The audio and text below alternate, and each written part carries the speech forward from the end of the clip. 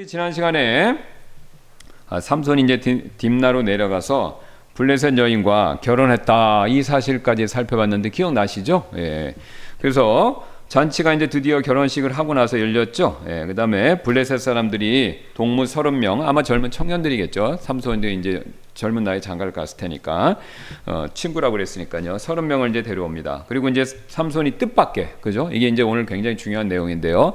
전혀 예상치 못하게 수수께끼를 내고 있습니다. 물론 수수께끼를 내는 것 자체가 문제는 아니었습니다. 왜냐면요, 이 블레셋 사람들은 에게 출신이에요. 그러니까 이게 지중해에 있죠. 그러니까 이제 그 이스라엘에 사는 지역에는요, 내륙에만 사는 사람들이 아니라 이 지중해가 있으니까 바닷가 사람들도 와서 정착을 많이 했어요. 그게 이제 대표적으로 페니키아 사람들이 있고 그 다음에 크레타 성 같은 데서 온 에게 사람들이에요. 그래서 블레셋 사람들은 에게에서 온 사람들이라 그리스 계통의 사람들입니다.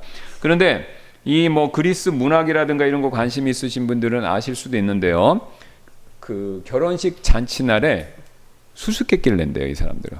그러면 이제 수수께끼를 내고 마치고 그래갖고 이렇게 이제 영을 돋구는 이제 이런 우리로 치면 뭐 게임 같은 거 있죠. 근데 제가 요새 결혼식장을 최근에는 이제 안 가봐서 모르는데 좀 놀란 게 있습니다. 최근에 젊은 분들은요 결혼식장에서 게임을 하더라고요. 댄스 같은 것도 하고 뭐 퀴즈에서 맞히기도 하고 그래서 약간 의외였는데 원래 이제 성경에서 말하는 결혼은 메리지 커버넌트라고 해서 결혼 언약이 맞습니다. 그냥 결혼식이 아니라 결혼 언약이에요. 언약식이에요. 성경에서 언약이란 말이 들으면 항상 중요한 게 있죠. 약속은 약속인데 어기면 목숨을 담보로 한다. 이게 들어가는 거죠. 그러니까 결혼 언약이니까 이게 서로 결혼하는 거는요. 이게 그걸 죽음이 갈라놓기 전에 서로의 약속, 신실한 것에 대한 약속을 어기면요. 하나님이 보셨을 때는 이 죽음입니다. 심각하죠. 이제 세상 사람들은 하나님을 안 믿으니까 뭐 결혼을 하고 안 하고 뭐 동거를 하고 다 자유롭게 막 하는데 하나님의 눈에 보셨을 때는요 결혼은 언약이고 죽음을 담보로 하는 거예요. 그래서 이게 어기면은 나는 죽음을 각오해야 된다 이런 뜻이 있는 겁니다. 그게 이제 많이 퇴색돼서 어쨌든 막 세상 쪽으로 가다 보니까 거기서 파티하고 그러니까 뭐 주례도 없고 무슨 언약식도 없고 파티하고 막 놀아요, 그죠? 마술사 데리고 와서 막 하고 거의 뭐 여흥이에요, 그죠? 그러니까 왜 이 말씀드리냐? 그리스 사람들이 이랬다 이겁니다. 그러니까 지금 이제 삼손은 원래 이런 식으로 하면 안 되는데 그 지금 블레셋 사람들 그 사람들을 하고 그 여자하고 결혼했고 결혼식 파티원도 막 그런 식으로 지금 돌아가고 있는 겁니다. 자, 그래서 이제 지금 게임을 그 수수께끼를 냈는데 이제 수수께끼 자체가 문제가 아니었습니다. 왜냐? 이 아무래도 어느 나라 어느 민족과 상관없이 결혼식에서는요 신부가 주인공이죠. 그렇죠? 신부가 주인공이잖아요. 그렇죠? 신부 저도 이제 저 결혼할 때 생각하면 우리 아내가 이제 이렇게 웨딩 드레스를 딱 입고 화장을 이쁘게 하니까 사람이 달라 보이더라고요. 그죠? 신부는 그러니까 여자는 그 신부일 때가 제일 아름답다. 이게 맞습니다. 맞아요. 그러니까 어느 결혼식이든지 신부가 주인공이 되는데 이게 갑자기 이 결혼식 파티에서요. 이제 결혼식을 뭐 일주일 동안 한 것 같아요. 지금 얘기를 들어보니까 결혼식의 그 기간 동안에 신부가 주인공이 돼야 되는데 그게 아니라 삼손이 주인공이 돼버린 거예요. 왜 삼손이 주인공이 됐습니까? 수수께끼를 내서가 아니에요. 수수께끼 문제가 너무 난해한 거예요. 사실 문제 같지 않은 문제를 낸 거죠. 아시는 것처럼 삼손이 사자를 찢어 죽였는데 나중에 가서 보니까 어떻게 됐습니까? 그 죽은 사자의 사체 안에 벌집이 생기면서 그 다음에 거기에 꿀벌이 그죠? 꿀이 있는 벌집이 생긴 거죠. 물론 성경에 벌집 얘기는 안 하지만 꿀과 벌이 있었다 이렇게 얘기는 하죠. 그러니까 벌집이 있었던 거예요. 그래서 그거를 먹었던 것을 기반으로 거기 나와 있는 것처럼 자 먹는 자에게는 먹는 것이 나오고 강한 자에게서 단 것이 나왔다 이렇게 된 거죠. 그러니까 이게 이런 수수께끼를 내면 이거 알아맞힐 수가 있습니까? 없죠. 이거랑 똑같아요. 자 우리가 있는데 자 여러분 제가 한번 퀴즈 낼게요. 자 제가 지금 저를 봐주세요. 제가 지금 주머니에 손 넣었죠? 지금 손 넣었죠? 지금 잠깐만 여기다 손 넣었어요. 자 여기 지금 주머니에 손 넣었습니다. 제 주머니에 손 넣은 거 뭔지 알아맞혀 보세요. 알아맞힐 수 있나요? 없죠. 완전 억측이죠. 완전 억측입니다. 그러니까 어려운 맞출 수 없는 수수께끼를 낸 거예요. 그러면 자 여기서 우리가 한번 생각해 봐야 됩니다. 이 수수께끼가 이제 발단이 되는데 왜 삼손은 이렇게 수수께끼를 내서가 문제가 아니에요. 수수께끼를 어려운 걸 냈냐 이거예요. 왜 어려운 걸 못 맞히는 왜 어려운 걸 냈냐 이거죠. 자 그래서 한 주석가가 성경 연구가가 이거에 대해서 아주 굉장히 흥미로운 답을 했는데요. 이 수수께끼는 단순한 재미가 아니라 의도적 도발이며, 왜냐하면 삼손은 주목받는 일에 중심에 서기를 원하는 사람이었기 때문이었습니다. 그렇죠. 이걸 보여주고 있는 거예요. 삼손은 신부가 이 결혼식의 주인공이 되어야 되는데 자기가 주인공이 되도록 굉장히 난해한 수수께끼를 낸 거예요. 자, 그럼 왜 삼손이 그런 난해한 수수께끼를 냈냐? 이 성경 연구가가 지금 힌트를 주는 것처럼 지금 그것에 대한 답을 이렇게 지금 간접적으로 주는 것처럼, 여러분 보세요. 삼손은요 이미 힘이 센 사람이에요. 그렇죠? 이미 힘이 세요. 그런데 삼손은 그걸로 힘이 센 걸로 인정받는 것에서 멈추지 않고요. 나는 머리도 똑똑한 사람이다. 너희들 블레셋 사람보다 나는 나은 사람이다. 사실 인정받고 싶은 욕구가 굉장히 강했던 겁니다. 그래서 난해한 수수께끼를 통해서 이 블레셋 사람들이 그것을 알아맞히게 못함으로써 그 사람들에게 면박과 창피를 주고, 그 다음에 보너스로 뭐도요? 옷도 챙기려고 하는 굉장히 지금 자기의 강한 욕구를 고려한 그런 문제, 어려운 것을 냈다라는 거죠. 자, 그래서 여기서 우리가 굉장히 한 가지 중요한 사실을 배우게 되는데요. 인간은요, 우리 사람은 끊임없이 인정받기를 원한다라는 것이죠. 우리 인간은 끊임없이 인정받기를 원한다. 자, 그 사실을 성경이 요한복음 12장 24절에서 12장 43절에서 이렇게 보여주고 있습니다. 이는 그들이 하나님의 칭찬보다 사람들의 칭찬을 더 사랑하였기 때문이더라. 그렇죠. 모든 사람들은요, 칭찬받기를 원해요. 그 자체가 문제가 아닙니다. 인정받고 칭찬받고 그 다음에 알아주는 거 다 바라죠. 자, 그런데 하나님께서는요, 이 지금 삼손의 과시욕, 인정받고 싶어하는 그 마음을 사용하시기 시작했다라는 거예요. 자, 그 근거로 우리 4절에 보시면요, 하나님께서 이런 말씀을 하셨죠. 그러나 그의 아버지와 어머니는 그것이 주께로부터 나왔다는 것과 그분께서 블레셋 사람들을 칠 기회를 찾고 있다는 것을 알지 못하였더라. 이는 그때 블레셋 사람들이 이스라엘을 지배하고 있었기 때문이더라. 보세요. 지금 사사기 삼손 시대의 이스라엘 백성들의 문제는요, 앞에 시대와 지금 시대의 문제는요, 공통점이 있습니다. 둘 다 계속해서 가나안 족속들의 지배를 받았어요. 그런데 사사기 시대 이스라엘 백성들의 문제는요, 그 지배를 받아들였다는 거예요. 그리고 그 지배에 익숙해져서 구원해달라는 얘기를 안 하고 있다는 겁니다. 자, 이게요, 우리도 일제 지배 36년 받았지 않습니까? 그게 한 세대 지나고 두 세대 지나고 그러면요, 안주해버려요. 그럼 거의 어떻게 되는 겁니까? 그 나라의 식민지가 되는 거죠. 한 세대가 지나가면요, 거의 보세요. 그러니까 말 바꾸죠, 교육 바꾸죠, 문화 바꾸죠. 그러면 그냥 지나가는 거예요. 그냥 지나가는 거예요. 마찬가지로 이스라엘 백성들도 완전히 그 가나안 사람들의 풍습에, 블레셋 사람들을 중심으로 한 가나안 사람들의 풍습에 적응이 되니까 구원해 달라를 필요성까지도 못 느낀 겁니다. 게다가 이 사람들을 구원하기 위해서 세운 사람이 누구예요? 삼손이죠. 근데 삼손조차도 나는 하나님이 이스라엘 백성을 구원하기 위해서 세운 사람이다라는 거에 강한 인식이 있습니까? 없습니까? 그게 없어요. 보세요. 구출받으려는 사람도 구원받고자 하는 열망이 별로 없어. 그 다음에 구출하기 위해서 보낸 사사도 내가 구해야 되겠다는 생각이 없어. 양쪽 다 생각이 없는 거예요. 자, 그럴 때 그래도 하나님은 삼손이 그럴 걸 아시면서 그렇게 될 거 미리 아셨죠. 그럼에도 불구하고 삼손을 택하셨죠. 그리고 하나님께서 삼손을 택했다는 것을 그 부모님한테 얘기를 해줬어요. 그리고 성경에 기록이 돼 있고. 자, 그래서 하나님의 계획은 그럴 걸 아시고 이미 택하셨기 때문에 삼손을 쓰는 일을 물으실 수가 없는 거예요. 근데 삼손을 써야 되는데 이스라엘 백성도 다운돼 있죠. 삼손도 다운돼 있죠. 그런데 하나님은 뭘 쓰시냐? 삼손을 쓰셔야 되는데 삼손의 바로 인정받고 싶어하는 그 욕구, 이거를 사용하시면서 블레셋 사람들의 구원의 일을 그 구원해주는, 블레셋 사람들로부터 이스라엘 백성을 구원해주는 일을 시작하셨다라는 것이죠. 자, 그래서 그게 이제 결국은 15절에 뜻밖의 이런 식으로, 이게 일이 걷잡을 수 없이 이상하게 지금 꼬이죠. 보세요. 일곱째 날에 이 일이 일어났으니 곧 그들이 삼손의 아내에게 이르되 너는 내 남편을 꾀어 그가 수수께끼를 우리에게 밝히 보이게 하라. 그렇지 아니하면 우리가 너와 내 아버지 집을 불태우리라. 너희가 우리가 가진 것을 취하려고 우리를 청하였느냐? 그렇지 아니하냐 하더라. 지금 보세요. 여기 굉장히 무서운 말을 하죠. 신부한테 협박을 합니다. 너도 죽이고 네 아버지도 죽이고 집안을 다 죽이겠다는 거. 그것도 어떻게 해요? 불태워서. 나중에 다 불타서 죽죠. 이게 원조 가스라이팅이 성경에 나오는 겁니다. 그렇잖아요. 그죠? 가스라이팅 불로, 예, 표현은 불인데 진짜로 불태워 죽이겠다는 거예요. 그러니까 이 아내가, 이름도 안 나오는 삼손의 아내가 어떻습니까? 겁을 덜컥 먹은 거죠. 자, 그러면서 이게 그저 삼손은 영리함을 뽐내려 했을 뿐인데 그 가시옥이 드디어 어떻게 되는 겁니까? 이스라엘 백성과 블레셋 사람들 사이에 갈등, 적대감의 도화선으로 발전하기 시작한 거예요. 그러니까 이게 심지가 있는데 이게 불이 붙은 거예요, 지금. 근데 그 불을 붙인 게 누구예요? 삼손. 그렇죠? 삼손이 어떻게 했습니까? 자기 과시욕 때문에, 인정받고 싶은 욕구 때문에 이게 탁탁 불을 붙은 거예요.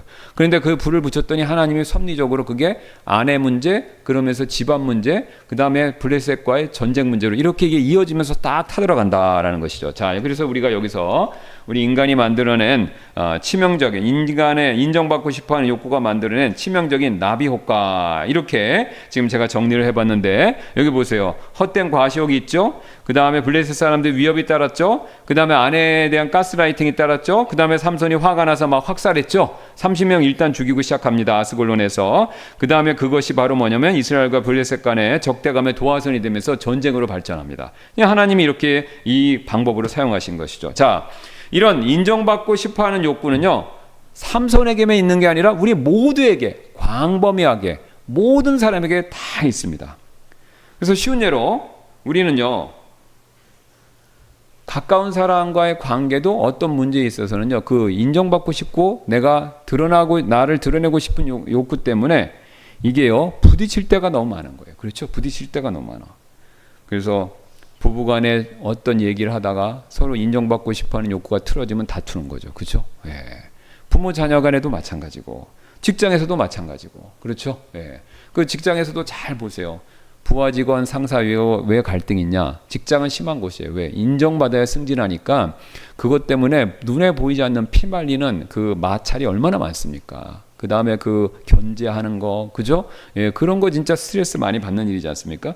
교회에서도 마찬가지예요. 교회에서도. 자, 그래서 내가 옳다는 건, 내가 더 안다는 건, 내가 우월하다, 이런 것을 굉장히 인정받고 싶어 하고, 그 다음에 그것으로 인해서 불필요한 마찰과 다툼이 생기는 것이 인간사 세상이다. 그렇죠? 자, 그런데 이제 3일이 지나도 블레셋 사람들이 이제 수수께끼를 풀지 못합니다. 이거는 맞출 수 없는 일이잖아요. 그래서 그들이 이제 협박했고, 아내는 삼손에게 매달리는데, 그때 그녀가요, 어떻게 삼손을 알았는지 몰랐는지 삼손의 약점을 굉장히 파고들죠. 16절. 이에 삼손의 아내가 그의 앞에 울며 이르되, 당신이 나를 미워할 뿐이요 사랑하지 아니하는도다. 여러분, 이거 신혼부부예요. 근데 신혼부부 신부, 그쵸? 예. 그 새댁이잖아요, 우리. 그죠? 새댁인데 결혼은 식 가운데야. 또 결혼식이 파티가 일주일 동안 하는데 거기 막 울면서 하소연을 하는데 뭐라고 그래요? 당신은 나를 미워할 뿐 사랑하지 않는다. 그러면서 답을 가르쳐 달라고 애걸복걸을 하는 거죠. 그러니까 지금 당신은 나를 사랑하지 않는다, 이 말에 삼손이 흔들리기 시작한 겁니다.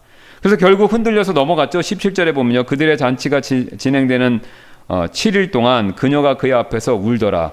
이에 그가 자기 아내에게 그것을 말하였고, 지금 신부가 웃어도 시원찮을 판인데 삼손 얼굴을 보면 어떻게 되는 거예요? 눈물을, 닭똥 같은 눈물을 뚝뚝 흘리면서, 그죠? 예. 그러면서 답을 가르쳐 달라고 그러니까 삼손이 죽을 지경인 겁니다. 그래서 결국 7일 만에 항복을 하고 가르쳐 준 거예요. 자, 이래를 버티던 삼손이 결국 무너져 버린 거죠. 여기서 또 우리 굉장히 중요한 원리를 배우는데요. 이 감정의 힘이요, 물리적인 힘보다 더 강할 때가 사실 많이 있습니다. 지금 사자도 이긴 천하장사 삼손이요, 무릎을 꿇었어요. 뭐예요? 아내의 눈물 앞에 무릎을 꿇은 겁니다. 그래서 어떤 성경 연구가가 진단이 정확한데, 이런 식으로 진단했는데 이게 진단이 매우 정확하다 생각이 듭니다. 그의 큰 육체적인 힘에도 불구하고 그는 여인의 사랑 앞에서는 완전히 무력하게 되었다. 여러분, 사실 이제 이거는 이게 우리 자매님들은 잘 100% 이해를 못 하실 수도 있어요. 근데 우리 형제님들은 공감하는 부분이에요. 이 남자는요, 이거 특히 이제 결혼 안 하신 분들은 잘 들으셔야 돼요. 이게 행복한 결혼 생활에 굉장히 중요합니다. 예. 사실 남자는요, 여자의 애교에도 약하지만요, 그거보다 더 약한 게 있어요. 여자의 눈물이에요. 눈물. 여자가 이쁘게 애교해도 남자는 약해져요. 그런데 여자가 눈물을 흘리면요, 그거에 남자는 더 약합니다. 이게 왜 그러냐? 이게 남자고 여자가 틀린 게 있어요. 남자는요, 본능적으로 약자를 보호해야 된다라는 해결사, 일종의 해결사 본능 같은 게 있어요. 그래서 여자는 약자잖아요. 약한 그릇이잖아요. 그 약자가 이 눈물을 흘리면요, 눈물을 흘리면 그 모습을 볼 때 마음이 약해지는 겁니다.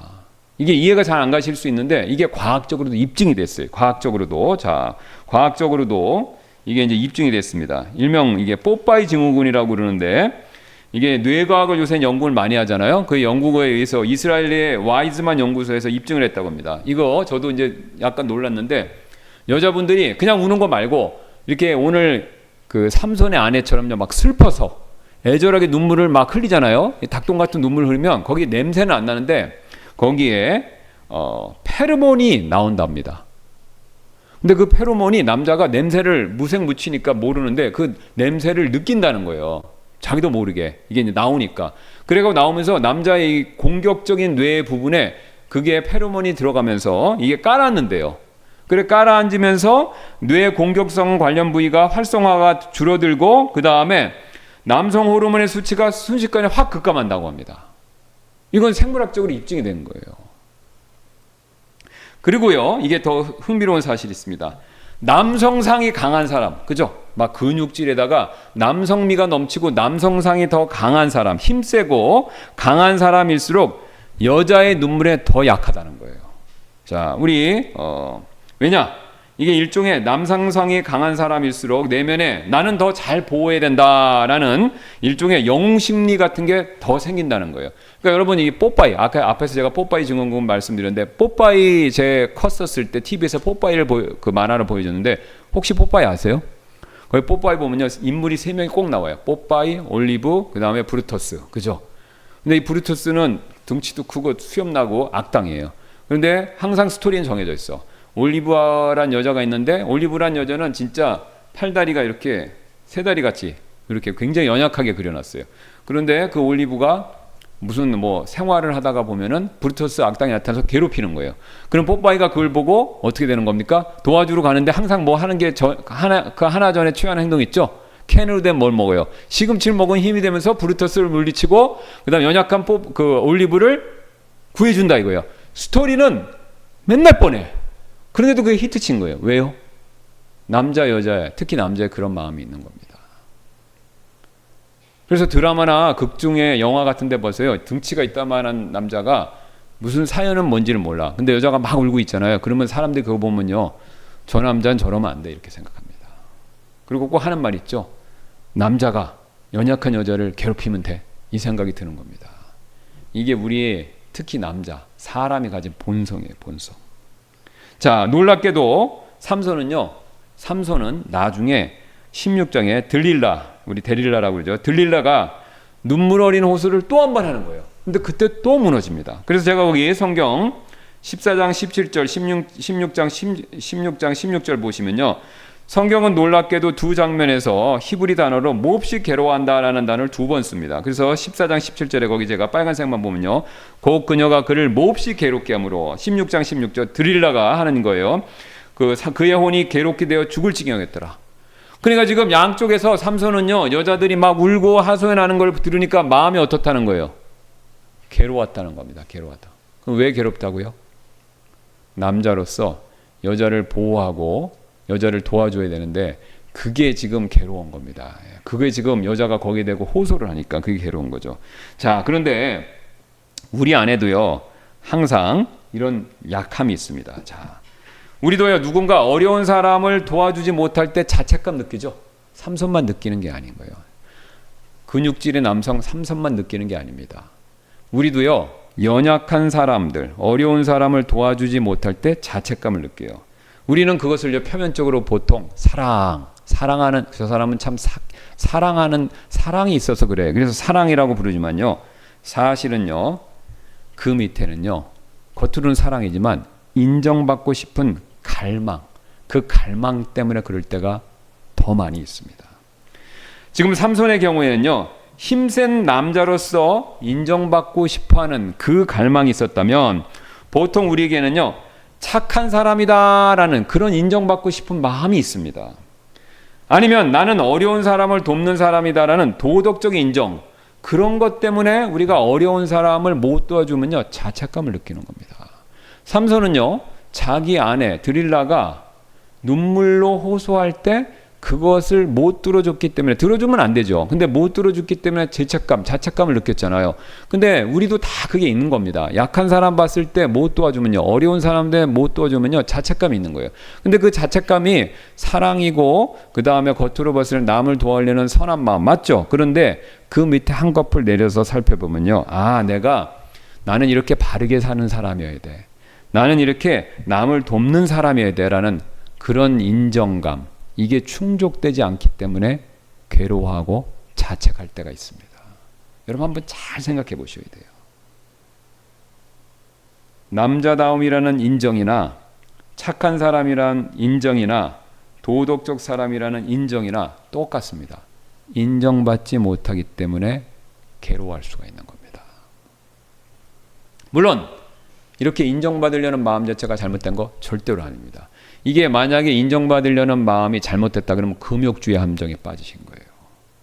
인간은 인정받고 싶어하는 강렬한 욕구가 있어요. 하나님의 형상대로 지음받았기 때문에. 이거 자체가 죄도 아니고 잘못된 것도 아닙니다. 그런데 문제는 그 인정의 대상이 하나님이 아니라, 내가 인정받아야 될, 나에게 인정을 주셔야 할 분이 하나님이 아니라 뭡니까? 세상 사람이나 세상에 있는 거, 다른 것에서 구하려고 할 때 그 대상의 방향이 바뀌었기 때문에 그게 문제입니다. 왜 사람한테 인정받고 세상에 있는 것으로부터 인정받으려고 하면 안 되냐? 그거 자체가 악해서가 아닙니다. 이 세상 사람이나 이 세상에 있는 것들은요 우리에게 참되고 완벽하고 영원한 만족을 줄 수가 없어요. 왜냐하면요, 앞에서 우리가 살펴봤던 것처럼요, 우리의 마음은요, 자 보세요. 우리의 마음은, 자 앞에서 제가 그림이 거기 있었는데, 자 이 도자기 그림 잘 보시기 바랍니다. 밑 빠진 독과 같아요. 우리의 마음에는요 밑 빠진 독과 같습니다. 그래서 거기에다가 사람들의 인정, 세상에 있는 것들의 인정을 막 넣어줘도요 소용이 없는 거예요. 왜요? 밑에가 빠졌으니까. 여러분 여기 컵이 있는데 물이 있습니다. 여기 조금이라도 구멍이 있으면요 이건 시간이 지나면요 다 빠져나가요. 계속 물을 여기다 채워주지 않는 한 이 잔은요 찰 수가 없는 거예요. 그런데 우리의 마음은요 밑에가 완전 뚫려버린 겁니다. 그러니까 우리가 거기다가 인정받고자 하는 대상을 아무리 쏟아부어도 만족이 없어요. 만족이. 그럼 누구만 채워줄 수 있냐? 하나님만 채워줄 수 있어요. 왜요? 하나님은 일단 전능하잖아요. 그러니까 우리가 인정받고자 하는 것을 넣을 수 있고, 하나님은 지치질 않는 거예요. 그러니까 하나님은 계속 넣어주실 수 있어요. 하나님은 또 영원하잖아요. 그러니까 무한대로 넣어주시는 거예요. 그러니까 하나님은 계속해서 넣어주실 수 있기 때문에, 그래서 성경은 그걸 항상 강으로 비유하는 거예요. 샘강, 마르지 않는 샘이나 강으로 얘기하는 겁니다. 계속 부어주시는 거예요. 그러니까 하나님 외에는 밑 빠진 독에 물을 부을 수가 없어요. 우리 인간은 밑 빠진 독에 물을 붓다가 지쳐서 쓰러지는 겁니다. 그러니까 내가 막 열심히 노력해서 높은 지위, 돈, 학력 막 쏟아서 부었어요. 내 자신의 인정받고자 하는 욕구에 그걸 내가 막 내 힘으로 쏟아 부었어요. 그런데 시간이 지나면요 또 허한 거야. 왜? 밑창이 뚫렸으니까. 그리고 이거 하다가 지쳐. 왜냐하면 이걸 계속 내가 요구하는 수준만큼 넣을 수가 없는 거예요. 내 힘에 한계가 있으니까. 그래서 인간은요 하나님이 아닌 다른 것으로부터 만족과 인정과 그 다음에 어떤 내가 원하는 것을 추구할 때 결국은요 불행해집니다. 왜 불행해지냐? 그게 나빠서가 아니에요. 그런 것들이 내 인정을 100%, 1000%, 10,000% 채워줄 수 없기 때문에 그렇습니다. 성경은 이 사실을 창세기부터 계시록까지 끊임없이 얘기하죠. 끊임없이. 그러니까 이거를 우리가 이해하는 게 제일 중요합니다. 이게 제일 중요한 거예요. 자, 그래서 삼손이 보세요. 그러면 삼손의 입장을 한번 돌아가겠습니다. 그럼 삼손이 이 문제를, 지금 삼손이 인정받지 못했으니까 어떻게 된 거예요? 지금 남자로서 인정받지 남자로서 인정받고 싶었는데 그게 이제 인정받지 못하니까 괴로워했고, 그 다음에 그것으로 인해서 이제 시비가 붙어서 싸움이 됐잖아요. 그러면 삼손이 이 아내에게 2번이나 걸쳐서 드릴라라고 이 자기 아내한테 하지 말아야 될 말을 했단 말이에요. 왜요? 그 눈물 어린 호소에. 남자로서 내가 그걸 해줘야 되는데 못 해줬다는 그 자책감 때문에 그걸 다 얘기해줬죠. 그럼 삼손이 이런 실수에 빠지지 않으려면요, 방법은 한 가지밖에 없습니다. 주님이 주시는 인정을 삼손이 받아들이면 돼요. 근데 삼손에게는 이미 주님이 주시는 인정이 주어졌어요. 뭡니까? 나실인이고 이스라엘 백성을 구원할 자예요. 자기의 정체성과 소명이 분명했으면요, 삼손의 마음에 채워짐이 있는 거예요. 채워짐이 있으면 이 지금 수수께끼를 내서 나 또 힘세고 똑똑해 이런 거 추구할 필요가 없었던 겁니다. 그리고 아내가 물어봤다 하더라도 굳이 말하지 말아야 될 것을 얘기할 필요가 없었던 거죠. 그런 걸 물어보면 여보, 그거는 이래 하니까 얘기해 줄 수 없어, 이렇게 얘기하면 되잖아요. 그죠? 잘 다독여서. 근데 삼손은 자기 정체성과 소명이 불분명했기 때문에 결국은 어떻습니까? 세상에서 뭔가 하나님 밖에서 추구하다가 결국은 어떻게 됐습니까? 실수의 연속으로 간 거죠. 예. 자, 그 다음에 드디어 이렇게 본문을 한번 계속 보시겠습니다. 7째 날에 이제 드디어 해가 지기 전에 블레셋 사람들이 이제 가스라이팅에서 얻은 답을 얘기하죠. 자, 7째 날 해가 지기 전에 그 도시 사람들이 그에게 이르되 무엇이 꿀보다 달겠으며 무엇이 사자보다 강하겠느냐. 삼손은 졌죠. 그럼 여기서 여러분 어떻습니까? 우리 남자 같으면 깨끗하게 승복하면 되잖아요. 그런데 삼손이 벌컥 화를 냅니다. 너희가 내 암송아지로 밭을 갈지 아니하였더라면 내 수수께끼를 풀지 못하였으리라. 지금 너희가 이겼다라고 확실하게 인정하지 않고 너희가 나의 아내를 이용해서, 그러니까 암송아지가 밭을 간다라는 얘기는 뭐냐면 농경사의 사람들은 잘 아십니다. 이 밭 가는 일은요 주로 숫소가예요. 암소를 시키는 일은 거의 없다고 합니다. 저도 농사를 안 접어서 제가 100% 뭐 제가 본 것 같이 얘기는 못 하는데, 시골에서요 암소는 출산과 그 소를 기르는 문제, 그러게 이제 젖을 내고 그런 일에 쓰는 거지, 밭 가는 일은요 뭘 시키냐면요 숫소를 써요. 물론 암소를 쓸 경우도 있지만 암소를 쓰지는 않는다고 합니다. 근데 이제 삼손이 뭐라고 그래요? 내 송아지로 밭을 갈지 아니하였더라면. 그러니까 하지 말아야 될 비정상적인 일을 했다는 거죠. 자기 아내를 이용해 먹어갖고 그거를 지금 답을 얻었다, 이렇게 얘기하는 거죠. 그러니까 지금 자기가 진 것이 아니라 반칙 때문이다라고 하면서 여전히 내가 옳다라는 생각에 지금 자존심이 상했기 때문에 화를 냅니다. 그래서 14장 19절 보시면요, 주의 영께서 그에게 임하시니 그가 아스글론에 내려가서 그들 중에서 30명을 죽이고 그들을 노략하여 수수께끼를 푼 자들에게 겉옷을 주었더라. 보세요. 그의 분노가 타올랐고 그가 자기 아버지의 집으로 올라갔더라. 여러분 이거 보면 좀 난센스죠? 모순이죠? 보세요. 지금 아스글론에 내려가서 30명 죽였는데 그게 혼자 단독으로 한 게 아니에요. 주의 영이 임한 거예요. 그러면 주의 영이 임해서 30명을 죽였어요. 그렇죠? 이게 이제 거룩한 전쟁이니까 그럴 수 있습니다. 그럼 그렇게 해서 30명을 죽여서 옷을 줬으면, 옷을 준 걸로 끝났으면 그게 성령님의 역사였으면 보통은 거기에서 그걸로 끝나야 되는데 화가 여전히 난 거예요. 그러니까 주의 영이 임한 거하고 어떻습니까? 싸움의 동기하고 싸움의 결과가 매칭이 안 돼. 그죠? 매칭이 안 돼. 이게 제일 매칭이 안 되는 사람이 삼손입니다. 자, 그가요 성령이 임하였다라고 해서 곧바로 살인이 이어지고, 그건 뭐 싸움이니까 이해할 수 있어요. 그러나 그 동기가 뭡니까? 그가 분노가 타올랐다라는 것을 봤었을 때 그게 자기가 자존심 상한 일에 대한 복수를, 개인적인 사적 그 원수 갚음, 이걸로 했다라는 것을 보여주고 있죠. 그래서 지금 삼손이 드디어 블레셋 사람들과 전쟁이 시작됐는데 그 동기가 거룩한 목적이 아니었습니다. 뭡니까? 자기의 손상된 자존심 때문이었다라는 거죠. 손상된 자존심. 그래서 체면을 세우기 위해서 빚을 갚으려고 아스글론을 쳤을 뿐이다라는 겁니다. 그래서 이게 바로 이제 하나님께서 드디어 건져내시기 시작하셨다라는 그 시작이 아스글론에서 블레셋 사람을 치는 일부터 시작이 된 거죠. 그런데 이 구원의 첫걸음이 뭡니까? 거룩한 마음이 아니라 뭐였어요 지금? 바로 삼손의 강한 자존심을 통해서 구원의 첫걸음이 시작되었다라는 것을 지금 보여주고 있죠. 지금 굉장히 흥미롭습니다. 그래서 하나님께서 여기서 섭리가 나오는데요. 하나님께서 바로 삼손의 상한 자존심을 사용해서 전쟁을 시작했다는 거죠. 이게 섭리죠.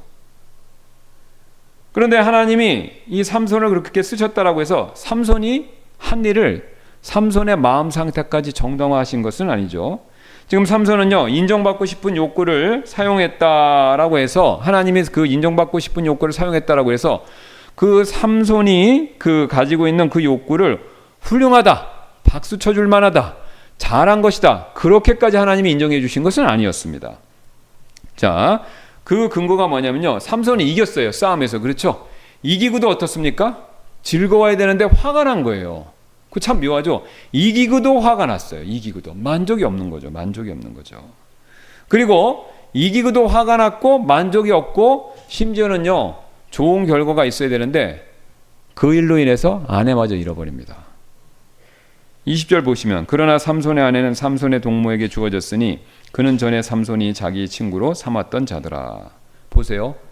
삼손의 잘못된, 방향이 왜곡된 그 인정받고 싶어하는 욕구, 그게 잘못됐지만 하나님은 그걸 사용하신 거예요. 근데 하나님은 그걸 사용하셨다고 해서 삼손에게 그것이 좋은 결과를 가져왔냐? 그렇지 않다는 거죠. 여러분, 여기서 굉장히 중요한 사실을 배우게 됩니다. 우리도 삼손처럼 인정받고 싶어서 내 주변 사람들한테 잘난 척, 또 다른 사람을 무시하고, 그렇죠? 아니면 속이고 뺏고 막 그렇게 삼손과 같은 잘못된 행동을 했다 하더라도요, 하나님은요, 그런 모든 상황을 통제하시고 그 모든 일 가운데서 그것마저도, 우리의 잘못된 욕구마저도 사용하셔서 하나님의 뜻과 계획을 이루신다라는 겁니다. 우리는 저를 잘 보셔야 됩니다. 내가 선한 마음 갖고 성령 충만한 마음으로 하나님 일을 열심히 하면 하나님 뜻이 되는 거고, 내가 불순종하고 그 다음에 갈망과 내가 바람의 대상이 세상적이고 우상숭배고 그래갖고 그것에 막 내가 몰두해서 그렇게 하면은 하나님의 뜻에 반하니까 하나님 뜻이 안 이루어지고, 이렇게 생각하는데 그건 부분적으로만 진리입니다. 내가 설령 그렇다 하더라도요, 하나님은 그것마저도 사용하셔서 하나님의 큰 뜻과 계획을 이루시는 거예요. 여러분, 사탄이 존재하는 거 보면 정확히 알아요. 사탄은 항상 반대하지만 하나님의 큰 구원의 그림과 하나님의 인류 전체를 향한 역사에서는요, 사탄을 하나님은 실수 없이 정확히 쓰시는 겁니다. 이게 굉장히 중요한 진리예요. 오늘 4.4 삼손을 통해서 하나님이 그걸 보여주시는 겁니다. 물론 그렇다고 어이구 잘 됐네, 나 교회 빠지고 신앙생활을 막 쓰러져 있고 그 다음에 삼손과 같이 막 내 멋대로 해도 하나님이 나 다 쓰신다니까 나도 오늘 예배 끝난 이후부터 나도 그렇게 살아도 괜찮겠다, 일종의 면죄부 같은 생각을 가지시면 안 됩니다. 삼손은 그거에 대한 또 대가를 책임져야 되고 톡톡히 치렀잖아요. 그러니까 하나님은 이중적인 책임을 요구하시는 겁니다. 앞에 사사처럼 뜻에 순종하면, 앞에서 제가 지난번에 말씀드렸던 것처럼 귀한 존귀한 그릇을 쓰시는 거고, 근데 오늘 삼손같이 하면 상대적으로 덜 존귀한 그릇을 쓰시는 거예요. 근데 그 존귀한 그릇으로 사용받으면 그거에 대한 영광과 존귀와 칭찬과 보상이 더 큰 거고, 덜 존귀한 그릇으로 사용되면은 그것이 상대적으로 적은 겁니다. 그래서 우리가 이 사실을 명확하게 보여주는 또 다른 사건이 있죠. 그게 바로 십자가 사건이죠. 사도행전 2장 23절 가서 이 십자가 사건을 보면 더 명확합니다. 자, 사도들이 이런 얘기를 하죠. 하나님의 정하신 계획과 미리하심을 통하여 넘겨지신 그분을 너희가 붙잡아 사악한 손으로 십자가에서 못 박아 죽였느니라. 지금 여기 두 단어가 흥미롭죠. 하나님의 정하신 계획, 미리하심, 그 다음에 사악한 손이에요. 한 문장 안에 그게 다 들어가 있죠. 보세요. 지금 사람들은요, 예수님을 왜 십자가에 못 박았습니까? 예수님이 인류 구원을 위해 오신 메시아니까 그분은 십자가에서 죽으셔서 우리를 구원해 주셔야 되니까 우리가 할 수 없이 싫지만 예수님을 죽여야, 그래야 구원이 이루어지니까, 그 생각에 한 게 절대로 아니죠. 바리새인들, 사두개인들, 헤롯 당들, 그죠? 전부 로마 사람들까지 전부 서로 왼수였는데 예수님을 죽이는 일에 있어서는 한 목소리 하나가 됐습니다. 왜요? 각자 생각하는 악들이 다 있는데 그게 예수님을 죽여야 된다는 것은 그 순간만큼은 다 일치가 된 거예요. 그러니까 사악한 손이다 얘기하죠. 그래서 예수님을 그들이 사악한 생각, 목적으로 죽였지만 하나님은 놀랍게도 그 죽음을 어떻게 했습니까? 인류의 구원이라는 놀라운 도구로 사용하신 겁니다, 여러분. 그게 모형이 요셉과 형들의 관계잖아요. 그러니까 요셉과 형들의 관계, 삼손의 실수, 그 다음에 예수님의 십자가 사건. 성경은 일관되게 이 사실을 보여주고 있습니다. 그래서 이게 우리에게 경고도 되고 위로가 됩니다. 자, 먼저 경고가 어떻게 되냐면요. 앞에서 이미 살펴봤던 것처럼 하나님이 쓰신다는 사실로 우리는 죄에 대해서 핑계를 대면 안 된다라는 거죠. 예, 죄에 대해서 핑계 대면 안 돼요. 난 삼손같이 살고 하나님께 덜 존귀한 그릇으로 쓰임 받겠다. 이렇게 생각하시면 안 돼요. 대가가 톡톡합니다. 톡톡한 대가를 치르셔야 돼요. 삼손의 인생은 불행했죠. 예. 아내도 잃고 눈도 멀고 그렇죠? 그 다음에 놀림 당하다가 불행하게 죽잖아요. 예. 그럼에도 불구하고 하나님의 뜻은 그를 통해서 성취됐어요. 예. 동시에 위로도 되죠. 예. 왜요? 하나님께서 그럼에도 불구하고 선을 이루신다라는 거죠. 그러니까 삼손이 마지막에 자 보세요. 저를 봐주세요. 삼손은 지금 인정받지 못한 것에 대한 갈망이 있어서 블레셋 사람들에 대한 그것에 대한 분노로 그게 엄청나게 표출된 거예요. 그러니까 자기 첫 번째 부인 죽였죠. 그 다음에 자기에 대해서 지금 여러 가지 위해를 가했잖아요. 막 속였죠. 그러니까 그 분노가 엄청난 거예요. 그래서 분노가 엄청나서 복수를 하려고 그랬는데 마지막에 삼손이 그 다곤 신전에 묶여서 그죠? 눈먼 상태에서 하는 기도가 뭐예요? 이스라엘 백성을 구원해 주라는 게 아니죠. 더 많이 죽일 수 있게 해달라는 거잖아요. 그 완전 사적 복수야. 내 눈 빼고 내 아내 죽이고 드릴라소에다 속여서 나 속인 거에 대한 블레셋 사람들은 원망과 증오, 복수. 그러니까 삼손의 그 복수심마저도 하나님 마지막에 쓰신 겁니다. 그러니까 우리도 똑같아요. 누구에 대한 복수심 있죠? 누구에 대한 증오 있죠? 하나님은 그것마저도 쓰시는 거예요. 근데 내 뜻이 아니라 하나님의 뜻을 이루는데. 그러니까 용서 안 하고 그럼요. 우리가 용서 안 하고 미워하는 것도 하나님이 쓰시는 거예요. 그런데 그게 용서 안 한 것에 대한 책임은 또 내가 다 져야 되는 거죠. 그러니까 하나님은 자신의 뜻을 이루시는데 아무런 제약도 아무런 어려움도 하나님은 어떠한 영광의 실패도 없어요. 근데 그게 전적으로 내 선택이기 때문에 내 자유의지한 선택이기 때문에 그거에 대한 대가는 또 내가 다 치러야 돼. 그러니까 이중적으로 성취가 되는 겁니다. 자, 그래서 우리가 그러면 이 인정 자체, 욕구 자체를 어떻게 풀어야 되느냐? 자, 삼손을 보세요. 이기고도 채워지지 않았죠. 예, 이기고도 화를 냈다라는 거죠. 사랑을 받고도 채워지질 않았습니다. 왜 그렇죠? 자, 앞에서 말씀드린 것처럼 하나님 밖에서 세상에서 인정받고 싶고 위로받고 싶고 그 다음에 사람들이 알아주기를 바랬기 때문에 그렇습니다. 밑빠진 자루에 거기다가 뭔가를 채워넣으려고 그러는데 그걸 채우는 방법은 하나님밖에 없다. 하나님께서 해주시는 방법밖에 없다. 여러분 이거를요 가장 또 잘 보여주신 분이 예수님이십니다. 예수님은요 거기 보세요. 예수님이 이제 이 땅에 오시고 공생애를 시작하시기 전에 침례 받으셨죠? 그럼 예수님이 왜 침례 받으셨냐? 죄가 있으셔서 아니죠. 침례는 동일하라고 그랬죠. 그럼 이제 앞으로 이 세상에 있는 죄인들의 그 죄를 예수님이 지신다는 걸 동일화된다는 걸 보여주시기 위해서 자신은 죄가 없지만 일부러 그러니까 내 죄 때문에 내가 동일화된다는 게 아니라 나는 죄가 없지만 이 세상 사람들의 죄를 짊어지기 때문에 그 죄와 내가 동일화된다는 뜻으로 침례를 받으신 거예요. 근데 침례를 받고 딱 올라오셨을 때 하나님이 하시는 말씀이 있죠. 이는 내 사랑하는 아들이니 내가 그를 매우 기뻐하노라. 굉장히 중요합니다. 이 순서가. 예수님이 십자가에서 완성을 하셨기 때문에 모든 사역을 완성하셨기 때문에 기뻐한다는 얘기가 아니라 그 사역을 시작하기 전에 기뻐했다는 거예요. 그 얘기는 뭔지 아세요? 예수님은 하나님의 인정을 이미 받고 시작한 거예요.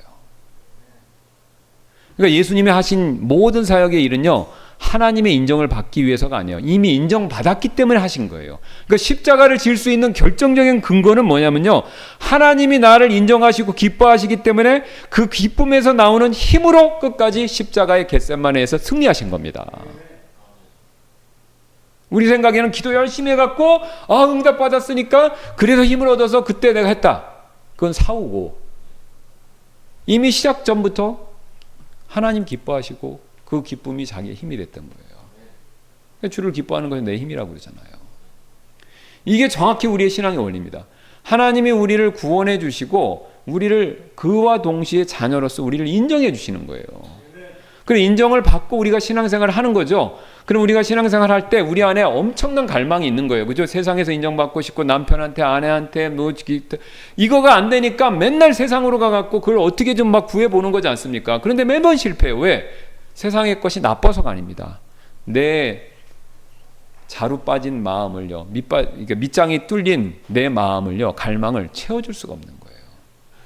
근데 하나님 우리를 구원해 주시는 순간 이걸 벌써 이미 채워주기 시작한 거예요. 로마서 5장 가면요, 성령의 사랑이 과하게 쏟아부어준다. 이게 과하게 뭐냐면 이 김장다라 같은 걸로 여기다 붓는 거예요. 그냥 콸콸콸 넘치게 붓는 거예요.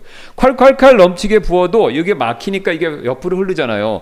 근데 아까 말씀드린 대로 밑장 빠진 그릇이라고 그랬죠. 그 밑장 빠진 잔이라고 그랬잖아요. 이게 빠져 있으니까 성령이 막 콸콸콸 부어줘도 우리는 그게 한이 없는 거예요. 이게 들어주면 밑으로 쫙 가면서 우리 마음을 계속 적셔주는 겁니다.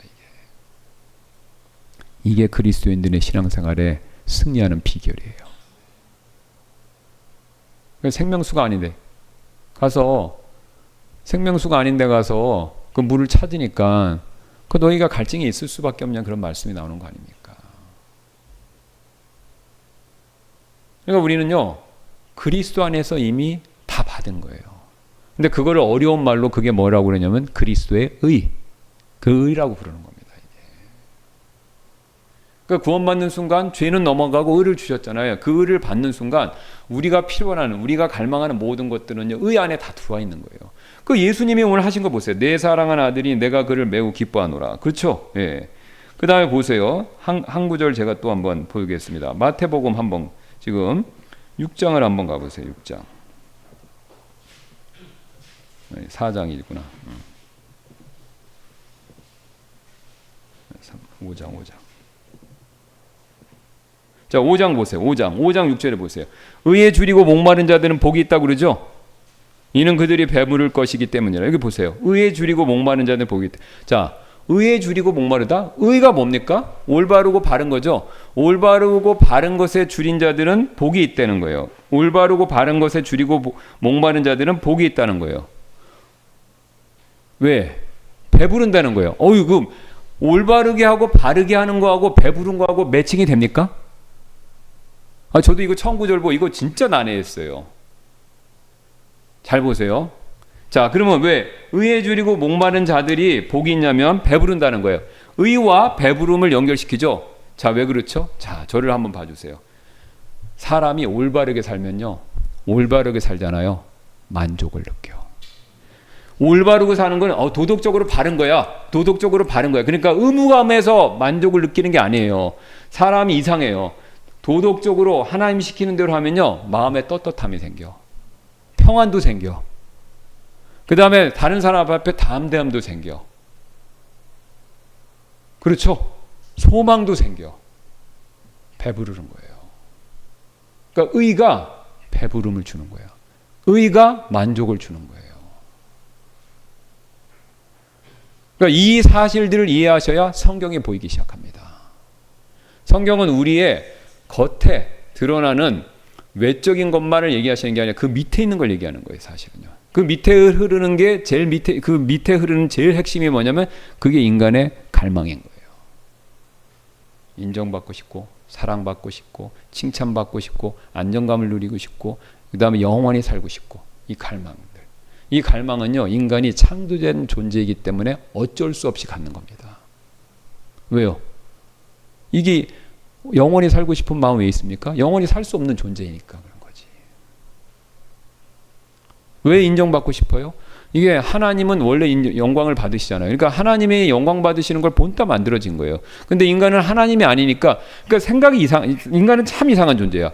생각하고 느끼고 갈망하는 건 하나님급인데 현실은 그게 안 따라주는 거야. 우리 존재 자체가 피조물이기 때문에, 창조물이기 때문에. 그러니까 거기서 오는 갭이 있는 거예요. 그 갭을, 모순을 해결해 줄 수 있는 것은 그리스도 외에는 없습니다.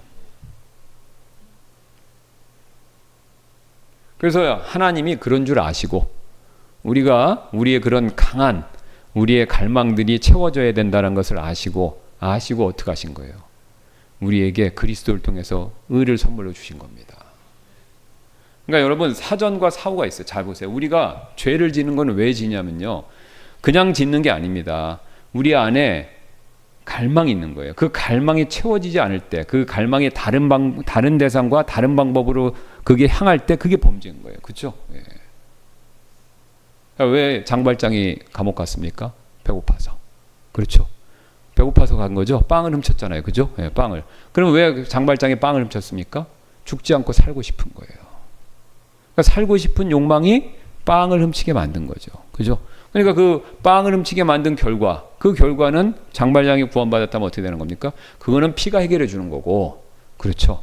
그 다음에 장발장이 그 피로 회개하고 예수님 믿었기 때문에 빵을 훔친 죄에 대한 대가는 피가 해결해 줬죠. 그죠? 그렇지만 장발장의 빵을 먹고 살아야 되겠다, 영원한 생명을 원하는 그 갈망과 욕구는요, 끊임없이 계속해서 솟아날 수밖에 없습니다.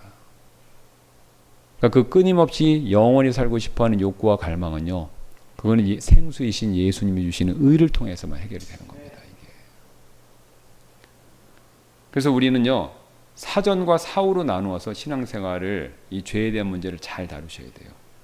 그러니까 죄를 안 지려면 만족과 기쁨과 즐거움과 이것을 충분히 많이 누리셔야 돼요. 이 갈망과 욕구를 해결을 앞에서 받으셔야 돼요. 그래야 이쪽으로 가진 않습니다. 이게 방향을 돌리셔야 돼요. 예. 이게 제일 못한 사람이 바로 삼손입니다. 삼손. 그러니까 신기하죠. 앞에 사사들은 그냥 싸워서 이겼다는 전투적이고 전략적이고 그냥 전쟁의 승리 얘기만 나와. 그런데 삼손은 너무 사적인 얘기만 나오는 거예요. 아버지 말 안 들어. 그냥 여자 만나고 좋아해. 그냥 여자의 눈물에 또 얘기를 해. 어떻게 보면 굉장히 어떻게 보면 남자답지가 않은 거예요. 그렇죠? 근데 힘은 또 천하장사야. 그잖아요. 그죠? 예. 그러니까 굉장히 모순이 많은 거예요, 이 사람은. 그럼 하나님 왜 이런 모순된 모습의 삼손을 보여주시냐? 우리 마음 안에 있는 이 갈망과 그것이 채워지지 않았을 때 이루어지는 결과, 그럼에도 불구하고 하나님이 그것을 구원자로 삼으셨기 때문에 사용하신다는데요, 이런 것들을 다 보여주시기 위해서입니다. 그래서 하나님께서요, 우리가 이 갈망을 그리스도 안에서 채워지면요, 우리가요 증명하지 않아도, 우리가 사랑받으려고 매달리지 않아도요, 우리는 자유함을 누릴 수가 있습니다. 이게 중요한 겁니다. 진리를 알지니 진리가 너희를 자유롭게 한다고 그랬잖아요. 그리스도를 통해서 참된 만족을 누릴 수 있다. 그게 전가된 의를 통해서 참된 만족을 누릴 수 있다는 건, 그 진리를 확실히 아시면요, 우리의 마음에 자유함이 있습니다. 뭐로부터 자유함이에요? 내가 원하는 거, 갖고 싶어하는 것, 이것으로부터 자유로워져요. 이거를 없애거나 누르라는 뜻이 아니에요. 이 대상이 그리스도 안에 서고 그리스도께서 그것을 넘치도록 채워주시니까 그때 자유로워지는 거예요. 왜? 여기 뻥 뚫린 거에 계속 부어주시니까 이거에 매이질 않는 거예요. 부족함을 못 느끼는 거야. 그리고 그동안 못 갖고 못 누린 것에 대한 상처들이 있어요. 우린 다 쓴뿌리. 그걸 또한 치료해 주십니다. 회복시켜주고 치유해 주세요. 그래서 우리가 신앙이 안정화되면서 나도 모르게 그리스도를 닮아가면서 삶에, 특히 마음에 여유가 생기는 겁니다. 그럼 외적 환경은 안 바뀌고, 외적 환경은 여전히 어려워도요, 그 안에서 우리 지난주에 살펴봤죠. 하나님의 평강, 내 마음과 생각을 지키시는 하나님의 평강이, 그게 본격적으로 일하는 겁니다. 여러분. 그럼 세상에 무서운 거 없어요. 돈이 많아서? 힘이 세서? 아니죠. 삼손은 그렇게 힘이 셌는데도 패배자가 됐어요, 결국은. 그래서 우리가 우리의 갈망을요, 방향을 틀으셔야 됩니다. 방향을 어디에서요? 사람과 세상에 있는 것에서 누구에게로요? 그리스도에게 틀었을 때 그때 참 만족이 있고요. 그때 우리는요 자유를 누릴 수가 있습니다. 그래서 그런 저와 여러분들 되시기를 주님의 이름으로 소원합니다. 기도하고 마치겠습니다.